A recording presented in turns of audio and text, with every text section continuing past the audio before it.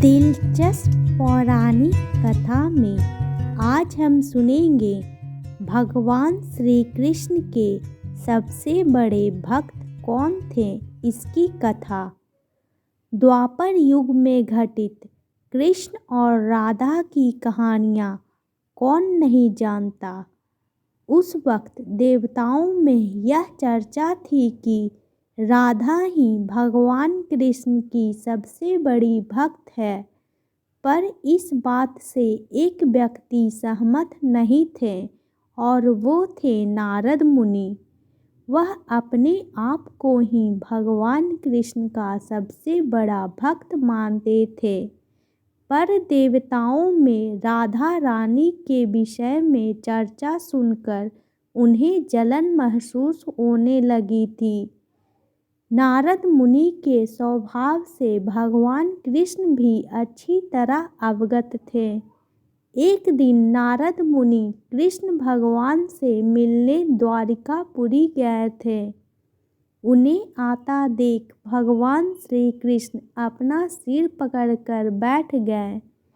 मुनिवर ने उन्हें देखते ही पूछा, क्या हुआ प्रभु, आप यूं सिर पकड़कर क्यों बैठे हैं। उस पर द्वारिकाधीश ने उत्तर दिया, मुनिवर, आज हमें सिर में बहुत पीड़ा हो रही है। नारद बोले, तो प्रभु इस पीड़ा को मिटाने का क्या कोई उपाय है। कृष्ण ने कहा, हाँ, उपाय तो है। अगर मेरा सबसे बड़ा भक्त अपने चरण धोकर उसका चरण अमृत मुझे पिलाएगा तो मेरा सिर दर्द पल भर में ठीक हो जाएगा।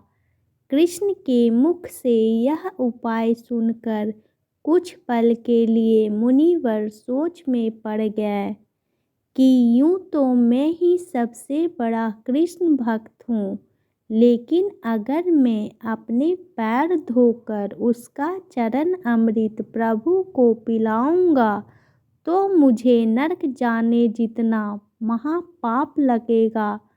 परंतु राधा को भी तो सब कृष्ण का बड़ा भक्त मानते हैं।